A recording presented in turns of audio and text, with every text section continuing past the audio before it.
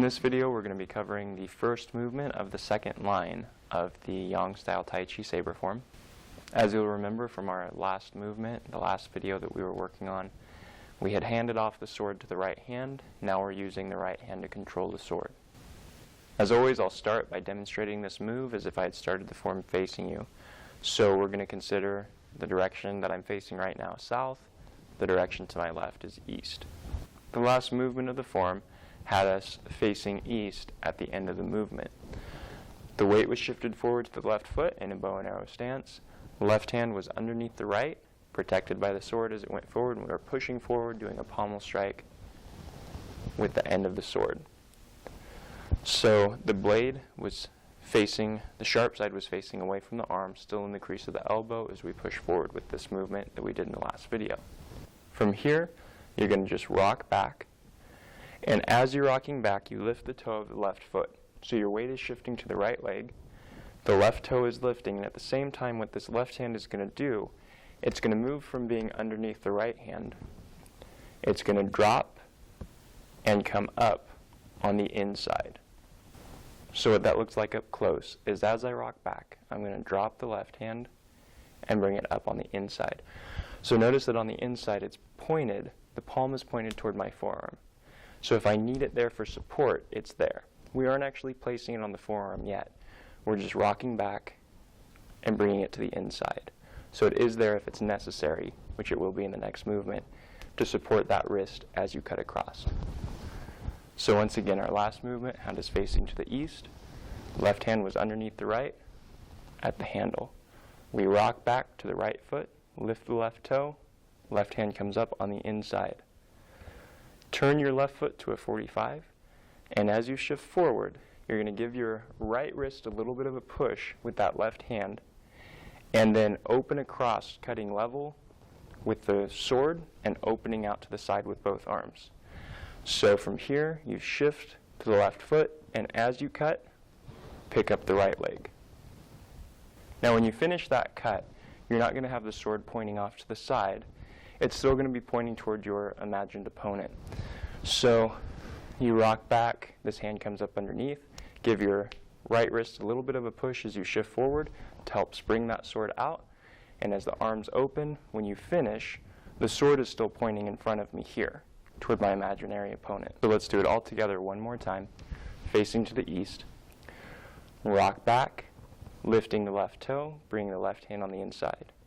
Turn the left foot to a 45, shift, and as you shift forward and pick up the right foot, push the right wrist out, cutting across and lifting the right leg. As you open the arms and lift the leg, be sure that you're keeping that sword level for a cut as it comes across, rather than tilting the blade so that it comes across at an angle. With this movement, when you apply it, you could either use it as a cut or as a deflection. Either one would work, but for the form we use it as a cut here rather than as a deflection with the sword either up or down. Now I'm going to demonstrate the movement as if I had started the form facing this way. So now this is considered south, this is considered east, this is the direction I finished the last movement of the form from the last video. So from here, I rock back to the right foot, and as I rock back, I pick up the left toe, bring the left hand to the inside of the arms. From here, I'm going to turn my left foot out to a 45, shift forward, and as I pick up the right leg, I push the right wrist to help open this here. Blade still pointing forward, all the weight in the left leg, right knee as high as you can get it, arms out at shoulder height. Once again, from our last movement of the form, rock back, lifting the left toe, bringing the left hand to the inside. Turn the left foot to a 45, shift forward. As you shift, push on the right wrist with the left hand to begin the cut outward and open the arms. Now I'll demonstrate as if I had started the form facing this back wall.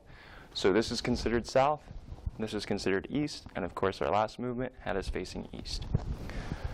So from here, I rock back. Watch this left hand as I rock back. It drops down, comes to the inside. So it can push against this right forearm or right wrist to push the arm out for that cut. So from here, when I bring it under, it's not pushing against anything. I turn that left foot to a 45, and as I start to shift forward, my left hand moves up to touch that wrist, and then pushes to start this cut. Once again, from our last movement, rock back, dropping the left hand underneath. Turn the left foot to a 45, shift, open the arms at shoulder height.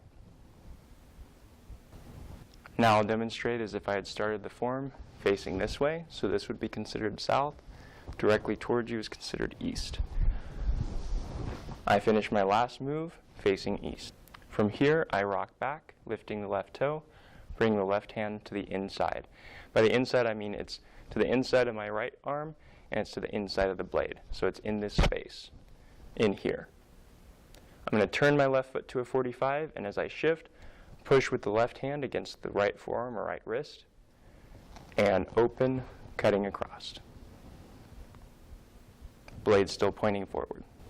Once again from here, I rock back, bring the left hand to the inside, turn my left foot to a 45, shift, and as I finish this shift to the left foot and begin to pick up the right, push the arms open, cut across. So that's all that there is to the first movement of the second line of the Tai Chi Saber Form. I hope you found this video very helpful. Thank you so much for watching.